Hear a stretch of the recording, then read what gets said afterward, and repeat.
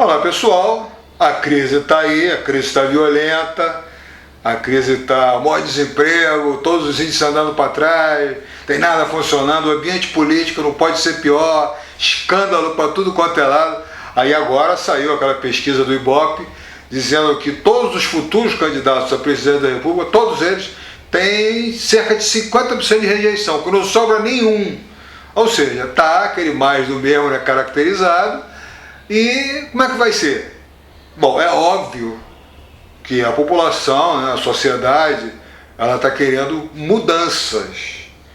E esses políticos não estão interessados nisso, até porque eles não foram eleitos para isso. Eles foram eleitos para continuar com esse mais do mesmo. Até porque essas estelionato empreiteiras, elas continuam apostando que mais para frente vai ter uma filigrana jurídica, esse ambiente vai se dissolver, mas o que a gente está vendo é diferente. Você vê que ontem mandaram investigar o filho do Lula, ou seja, outros juízes estão aderindo à mentalidade do Lava Jato, e se essa moda pegar, as coisas podem mudar, mas as coisas não podem ficar só no jurídico. É interessante porque esse artigo do Estadão, no qual eles falam que, né, o Ibope entregou que mais de 50% dos políticos, os políticos têm mais de 50% de desaprovação, eles acham que isso é prejudicial à democracia. Porque se você não vai votar em nenhum desses, pode entrar um pilantra. Pode entrar um pilantra. Agora, outros lugares do mundo que tinham problemas iguais ou pior, não entrou um pilantra. A população se uniu, a sociedade civil entrou em ação, né? Aqueles baluartes da sociedade fizeram o planejamento e a coisa fluiu. Por quê? Porque não tem nada demais. Aonde as coisas deu certo, obviamente tinha um planejamento. É só você estudar a história. Onde deu certo tinha um planejamento nacional. Então, se aqui a gente se unir num planejamento nacional, é óbvio que as coisas vão mudar. Falta a âncora. Qual é a âncora que nós vamos utilizar? Porque a âncora é aquilo que vai dar suporte. Você vê, por exemplo, que na União, nos estados, no município, a preocupação dos desgovernantes não é em gerar emprego, gerar renda. O negócio dos caras é fazer obra para ganhar comissão dentro desse esquema das estelionato empreiteiras, com essas propinas para eles se elegerem por resto da vida. Agora, se isso mudar, você vai ter que ir no gogó, você vai ter que mostrar ideias. Democracia é discussão de ideias. Você nunca viu discussão de ideias. É interessante isso. E lá fora você tem discussão de ideias dentro de um planejamento. Qual o planejamento que é melhor? Então a gente vai pegar o planejamento que é melhor e vai levar para frente, mas tem que ter a tal da âncora. Enquanto lá fora eles não conseguem fazer sequer o planejamento, eles também não têm âncora. Já nós não. Nós temos a melhor âncora do mundo, que é o turismo. As pessoas veem eu falar em turismo, mas não acreditam. Mas o turismo é realmente a maior indústria do mundo. É só você estudar. Se você for entrar para ver os números do turismo, você vai cair de costas. É aquilo que eu falo. Nosso maior negócio, o agropecuário, vai faturar em 2015, se tudo correr bem, 483 bilhões de reais. Bom, Nova York, no ano passado, né, receberam lá 56 milhões de turistas e faturaram muito mais do que todo o agronegócio brasileiro, com uma coisa de dimensões intercontinentais. O negócio agropecuário. Então é um absurdo a gente não se voltar para o turismo. Por quê? Porque o turismo é muito interessante por causa do seguinte: a gente não tem qualidade de vida. Então você vai ter que desenvolver essa qualidade de vida. Mas nós também não temos dinheiro. Então, se a gente tiver um planejamento para ser colocado em cima da mesa, vai vir investidor do mundo inteiro, porque o turismo, a gente já sabe que, diferente, né, das indústrias do capitalismo, que elas quebram para se reinventar, o turismo se eterniza. Então todo mundo vai correr para cá, porque vai receber esse dinheiro, não digo o resto da vida, mas durante muito tempo, né? Um tempo muito maior do que o das outras indústrias. Então veja bem, aí você vai ter que organizar isso. Porque, por exemplo, imagina você ter um dos pilares da economia, que é exatamente a indústria da construção civil e da indústria imobiliária, né?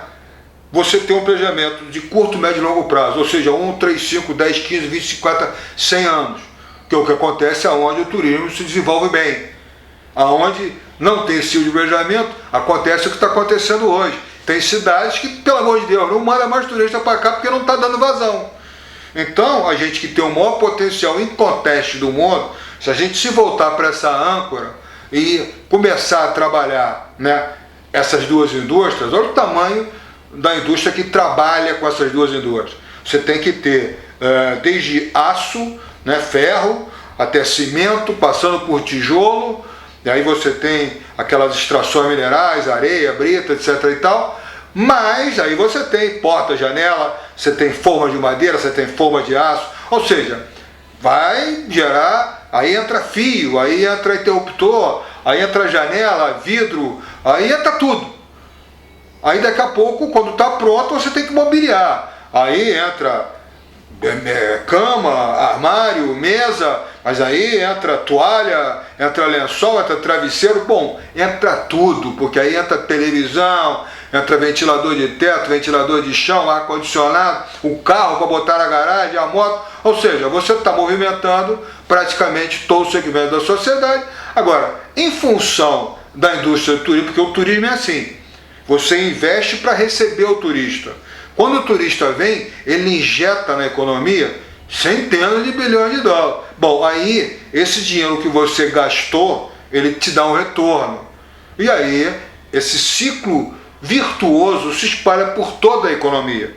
E em função disso, você vai passar a ter, por exemplo, as escolas públicas vão ter que funcionar. Por quê? Porque o empresariado está interessado, né, que a educação seja boa, porque essa mão de obra que eles precisam contratar tem que ser boa.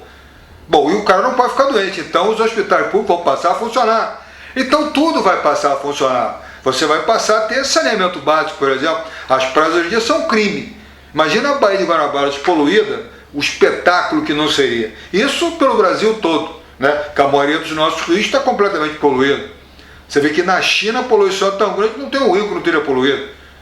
Então é interessante essa mudança comportamental que vai acontecer, porque aí tudo vai passar a funcionar. É interessante que, por exemplo, a gente exporta, né, 1 bilhão em grão de café para a Alemanha, eles transformam esse 1 bilhão em 52 bilhões. Se vier um alemão para cá e resolver morar aqui e ele for um engenheiro químico, ele pode muito bem abrir uma indústria para fazer essa transformação aqui e gerar esses empregos e essa renda aqui. Ou seja, você tem um universo espetacular. Por exemplo, a França e a Itália, elas têm áreas DOC, documento de origem certificado. E aqui a gente não tem ainda. Pô, tem o queijo da canastra, tem o queijo daqui, tem o queijo de lá. Bom, então esse Brasil vasto, a nossa culinária é um escândalo. Se ela for certificada, você vai passar a exportar.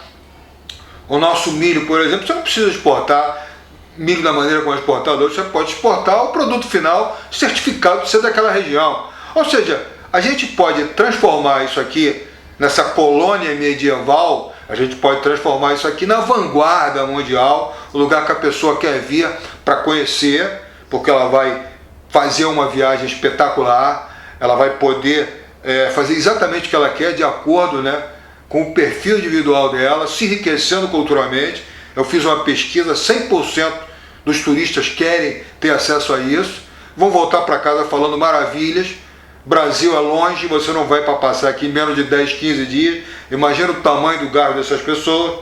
Ou seja, você vai botar centenas de bilhões de dólares na economia, as outras coisas vão começar a funcionar, porque o turista compra, aí a nossa moda vai explodir. Por que não a gente não vai passar a fabricar, né, esses eletroeletrônicos fantásticos? Ou seja, a gente tem uma perspectiva de crescimento fantástica, mas isso dentro de um planejamento de curto, médio e longo prazo, com uma âncora sólida como o turismo. Agora, se os nossos políticos, a gente está vendo que eles não têm credibilidade para fazer essa transformação, então a gente precisa se unir, os baluartes precisam conversar para a gente botar esse planejamento em cima da mesa e essa transformação ocorrer, e em 10, 15 anos a gente está morando num dos melhores lugares do mundo, com uma perspectiva de futuro fantástica e com uma qualidade de vida maravilhosa. Pessoal, é isso, a gente tem que se unir.